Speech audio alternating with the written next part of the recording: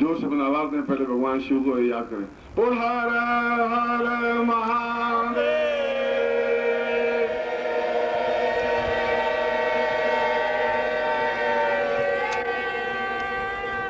ये तुम्हारा जयकार लगा है, जयकार कुल्लू तक पहुंचा नहीं है, दिल्ली तक कैसे पहुंचेगा तुम्हारा आवाज? इतनी सुबह खाना नहीं खिलाया, विशेष भोजन इंसान को करेगा। जोर से करो, बोल हर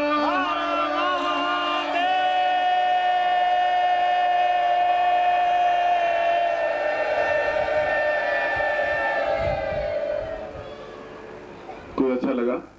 और मैं सोचता हूँ शाम को थोड़ा और आप में ताकत क्षमता आ पाएगी और जो भी हम कार्य करेंगे उसमें ज्यादा आनंद का वातावरण बन सकेगा। भगवान की कृपा है, तुम्हारे यहाँ तो धूप बड़ी मुश्किल से प्राप्त होती है, बरसात होती रहती है, तो कल भी बिल्कुल बरसात ही देखी है। धूप भी जीवन में आवश्यक है। आज शिव शक्ति इस शिविर का उद्घाटन करने से पहले उद्घाटन किया है। सुबह गणपति पूजन हुआ है, अभी गुरु पूजन हुआ है और भगवान शिवोपनिषद में मेरी आवाज आ रही तुम्हारे पीछे सब जगह पहुंच रही है आवाज? तो हाथ खड़े करो जहां आवाज पहुंच रही। ठीक है। शिवोपनिषद में एक श्लोक कहा है, धन्योऽस्ति वै पूर्णमदैव रूपम् साधो भवत्वां भवमेव नित्यम् जगदम्ब गौरी ममतां भवतं स्वरूपम् ससाधकं सपूर्णं भवेतु। ये संसार, ये प्रकृति और वनस्पति अगर झूठी नहीं है, ये हरियाली झूठी नहीं है, पहाड़ झूठे नहीं है, हिमाचल और भगवान शिव का ससुराल यहाँ पर हिमाचल में, और ससुराल में आप लोग बैठे हुए हैं और शिव पुराण उस शिव उपनिषद का ही मैं श्लोक को आपके सामने बता रहा हूं। उसमें बताया गया है कि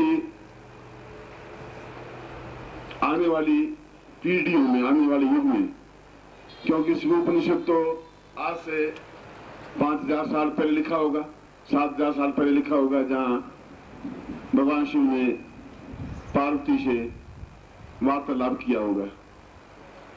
और जब पार्वती ने पूछा कि मेरे हिमाचल में रहने वाले, जहां मेरा घर है, मेरा आगार है, मेरा स्थान है, अगर वहां के लोग ही अगर दुखी और परेशान हो, या एक तरह से देखा जाए तो पूरा भारतवर्ष भगवान शिवमय है, दक्षिण में भी रामेश्वरम है, उत्तर में भी अगर देखा जाए अमरनाथ का मंदिर है, भगवान शिव का स्थान है, पश्चिम में जाए तो सोमनाथ का मंदिर भगवान शिव का है, और यदि पूर्व में जाए तब भी बद्रीनाथ केदारनाथ के मंदिर हैं। और चारों स्थानों पर पूरे भारतवर्ष में और किसी देवता के मंदिर हो या नहीं हो, भगवान शिव के मंदिर अवश्य हैं। यही नहीं, पूरे संसार में मैं घूमा हूं, यूरोप के प्रत्येक शहर में, प्रत्येक देश में गया हूं, चाहे वो इंग्लैंड हो, चाहे इटली हो, चाहे फ्रांस हो, चाहे स्विट्जरलैंड हो, सभी जगहों पर भगवान शिव के मंदिर हैं। बाली, जावा, सुमात्रा, लंका, अमेरिका, उन स्थानों पर भी भगवान शिव के पूर्ण मंदिर हैं।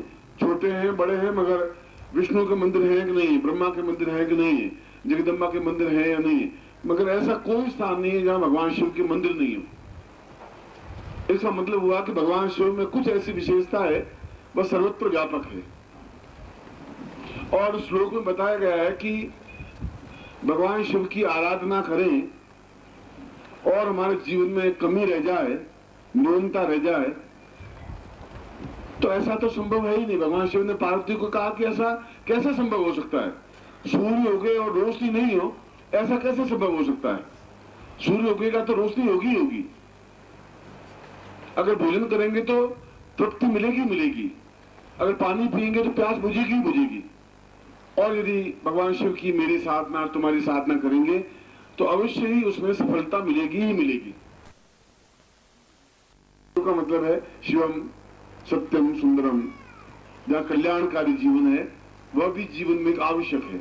और मुझे आज से केवल 20 रोज पहले यूं तो मैं मनाली कई बार शिविरों में आया हूं, 4-5 बार आया हूं और यहां शिविर संपन्न किए हैं। उस मनाली के उस साइड में भी बैठे हैं, ब्यास नदी के किनारे बैठे हैं। इस बार यहां पर शिविर का आयोजन किया है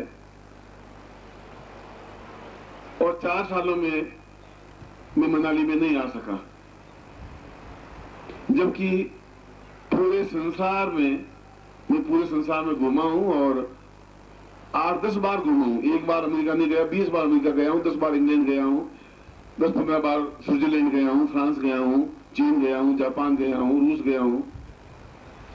मगर मैं भगवान शिव के इस स्थान पर बैठ करके बिल्कुल सत्यता से कह रहा हूं कि जितना आनंद मुझे मनाली में आने से होता है उतना कहीं होता ही नहीं, इतना अधिक।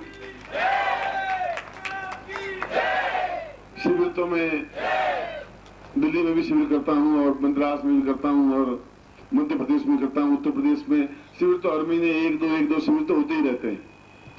मगर मन में बड़ी इच्छा उत्कंठा ये बनी रहती है कि मनाली में जाएं और वहां पर कुछ दिन बिताएं। हर बार पत्नी को कहता हूं कि कोई ऐसा समय निकले मनाली में जाके बैठे। हर बार कोई अड़चन आ जाती है, चलो अगली बार जाएंगे, ऐसा कुछ स्थिति बनती है। इस बार 15 दिन पहले वशिष्ठ मिला और वशिष्ठ को मैंने कहा कि संन्यास जीवन में मैं पूरे हिमाचल में, पूरे हिमालय में घूमा हूं और शायद ही तुम्हारे इस हिमाचल का कोई कोना बचा हो जहां मेरे पैर नहीं पड़े हों, जहां मैं नहीं गया हूं।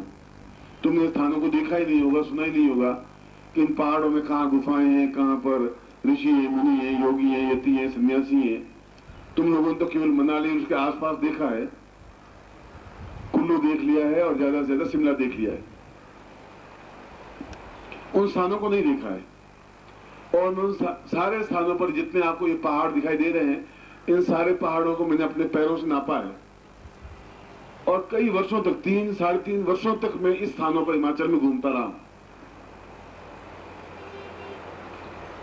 और हिमालय में इतना घूमने के बावजूद भी इतना आनंद मुझे जीवन में नहीं मिला जितना उस सन्यासी जीवन में इस हिमाचल प्रदेश में घूमने से मुझे मिला था। यहाँ पर उच्च कोटि के सन्यासी उस समय भी मिले थे और आज भी हैं। आज सुबह भी किसी से चर्चा चल रही थी तो उन्होंने पूछा कि क्या आजकल इधर ऐसे योगी नहीं है, सन्यासी नहीं है जब आप ऐसा वर्णन करते हैं। तो मैं पिछली बार 4 साल पहले जब यहाँ आया था तो मैं 1-2 शिष्यों को लेकर के यहाँ पर स्नो पॉइंट है और स्नो पॉइंट के बाद में व्यास नदी का उद्गम है। स्नो पॉइंट के आगे व्यास नदी के आगे जो सड़क जाती है वो लेह और लद्दाख की हो जाती है। तो उस रोहतांग दर्रे के पास में दाहिने साइड में बिल्कुल नीचे रास्ता निकलता है।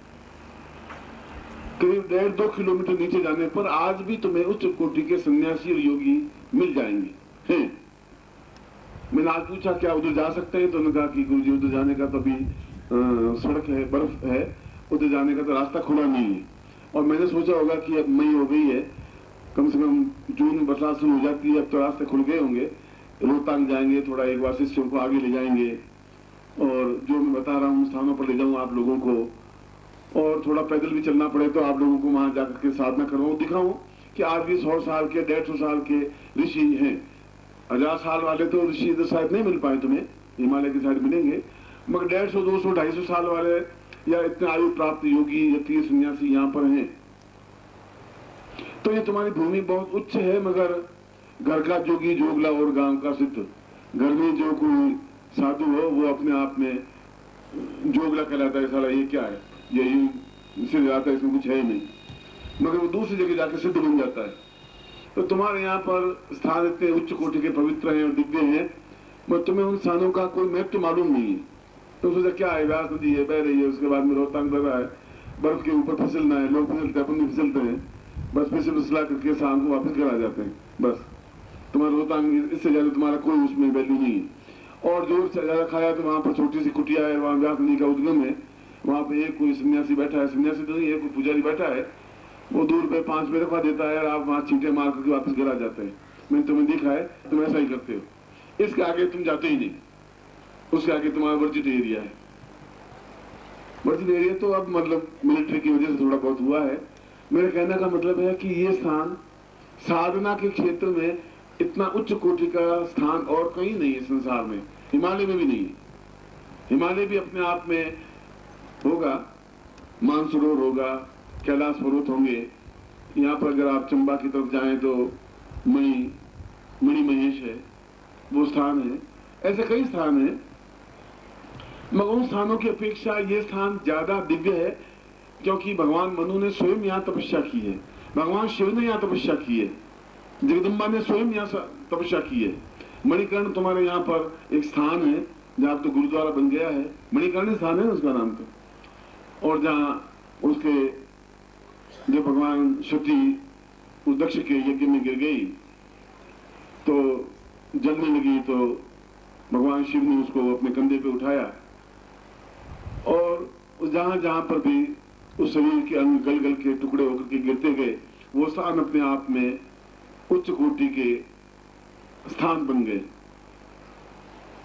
और यहाँ पर उसका कान गिरा था, इसलिए मणिकर्ण कहलाता है। वहां पर कानों का आभूषण या कान गिरे, और वह स्थान भी अपने आप में सिद्धिदात्री स्थान है। मगर अब वहां गुरुद्वारा भी बहुत ज्यादा ऊंचा बन गया है, जो 4 साल पहले तो वो हालत थी। और गुरुद्वारा के पास बिल्कुल छोटा सा सिकुड़ करके एक मंदिर, वो राम जी का मंदिर है या किसका मंदिर है, वो पास में। आज से 8 साल पहले गया तो पूरा राम जी का ही मंदिर था, और कोई मंदिर शिव जी का मंदिर था। 4 साल पहले गया तो शिव जी का मंदिर तो सुकुड़ता छोटा हो गया, बाकी गुरुद्वारा बहुत काफी बड़ा हो गया। अब आज क्या स्थिति है मुझे मालूम नहीं है, चाहे गुरुद्वारा हो, चाहे शिव जी का मंदिर हो, चाहे राम मंदिर हो, मगर वह भी अपने आप में सिद्धिदायक स्थान है, जो यहाँ से 20-30 किलोमीटर 40 किलोमीटर होगा। ये सारे स्थान अपने आप में दिव्य और उत्तम है।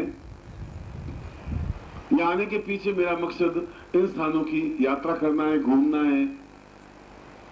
ईमानदारी की बात यह है कि मैं जिंदा तो हूँ और दिल्ली में या जोधपुर में या मध्य प्रदेश में, उत्तर प्रदेश में घूमता हूँ, ये बात तो सही है,